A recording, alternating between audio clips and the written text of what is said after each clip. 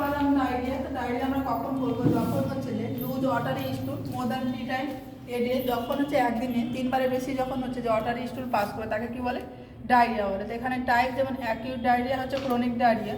Acute ডায়রিয়ার সময় কতদিন থাকে? যে লেস দ্যান 7 ডে থাকলে সেখানে তাকে কি বলে? যে অ্যাকিউট ডায়রিয়া। আর যদি মোর দ্যান 14 ডেজ থাকে তাহলে হচ্ছে ক্রনিক ডায়রিয়া। এখানে ইটিওলজি বা কারণ কি হতে পারে? যে ফার্স্ট যেটা অ্যাকিউটের ক্ষেত্রে ইনফেকশনের জন্য হতে পারে, আর ক্রনিকের ক্ষেত্রে হচ্ছে ম্যাল অ্যাবজর্পশন সিনড্রোম।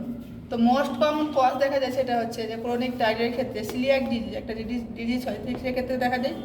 এবার দেখা যায় যে অ্যান্টিবায়োটিক অ্যাসোসিয়েট ডায়রিয়া, যেমন কোনো অ্যান্টিবায়োটিক মেডিসিনের ক্ষেত্রেও ডায়রিয়া দেখা, যেমন মোস্ট কমন দেখা যায় যে অ্যামক্সিসিলিন অ্যান্টিবায়োটিকের ক্ষেত্রে। বা ট্রাভেল ডায়রিয়া দেখা যায়, যেখানে হচ্ছে যে কী হয়, যে এন্টেরোটক্সিজেনিক হচ্ছে যে স্ট্রেন থাকে অফ ইকোলাইয়ের জন্য কী হয়, যে ট্রাভেল করলে ডায়রিয়া দেখা যায় পেশেন্টের ক্ষেত্রে। বা টার্ম যেটা হচ্ছে ডিসেন্ট্রিটা কী? তো ডিসেন্ট্রি দেখা যায় মোস্ট কমন সিগেলা ইনফেকশনের জন্য। তো এখানে কী হয়, যে ব্লাডের সঙ্গে মিক্সড পাস অ্যান্ড হচ্ছে মিকস থাকে, স্টুলের মধ্যে থাকে।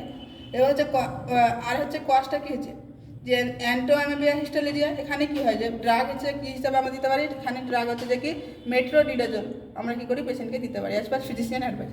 যে হচ্ছে কজেস, এখানে হচ্ছে ইনফেকটিয়াস কজ হতে পারে আর হচ্ছে নন ইনফেকটিয়াস, যেমন ডিজিজ সিলিয়াক ডিজিজ বা মিল্ক অ্যালার্জি, কারো যদি দুধে অ্যালার্জি থাকে, বা হার্স প্লাং ডিজিজ থাকে যেমন বাচ্চাদের ক্ষেত্রে, যে গ্যাংলিয়ার সেল হচ্ছে অ্যাবসেন্ট থাকে, বা ল্যাকটোলোজ ইনটলারেন্স, যদি দুধ জাতীয় খাবারের ক্ষেত্রে কারো যদি ইনটলারেন্স হয় সেক্ষেত্রে কী হয়, যে ডায়রিয়া দেখা যাবে। ইনফেকটিয়াসের ক্ষেত্রে মোস্ট কমন দেখা যায় ভাইরাস বা ব্যাকটেরিয়া, রোটা ভাইরাস যেটা হচ্ছে যে ইকোলাই, বা ভিব্রিয়া কলে, যেমন হচ্ছে ভিব্রিয়া কলের ক্ষেত্রে স্টুল কেমন দেখা যায়?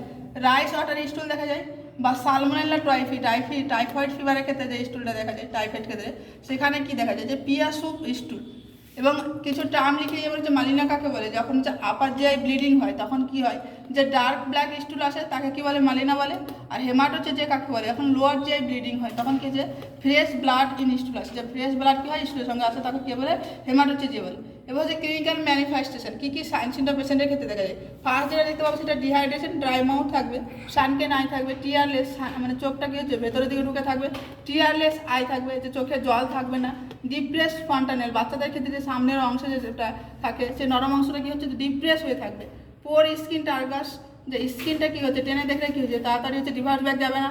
অ্যাবডোমিনাল ক্র্যাম্প হবে, যে মুচুর দিয়ে পেটে কী হবে, ব্যথা করবে। পেশেন্টের ক্ষেত্রে হার্ট রেট বাড়বে, ট্যাকিকার্ডিয়া হবে। পেশেন্টের ক্ষেত্রে হচ্ছে মেটাবলিক অ্যাসিডোসিস দেখা যাবে। পেশেন্টের ক্ষেত্রে হাইপোটেনশন হবে। এবার হচ্ছে আমরা কীভাবে বুঝবো কোনটা মডারেট ডিহাইড্রেশন, কোনটা ডিহাইড্রেশন নেই পেশেন্টের ক্ষেত্রে, বা কোনটা যে সিভিয়ার ডিহাইড্রেশন। তো ফার্স্ট আমরা অ্যাপিয়ারেন্স চেক করবো, যে বাচ্চাদের ক্ষেত্রে দেখি ওয়েল অ্যালার্ট থাকে তাহলে যে কোনো ডিহাইড্রেশন নেই।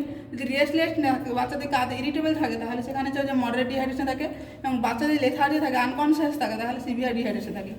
আই এর ক্ষেত্রে কী হয়, যে যদি আই নর্মাল থাকবে, যদি ডিহাইড্রেশন না থাকে, আর যদি ডিহাইড্রেশন থাকে তাহলে সানকেন আই হবে।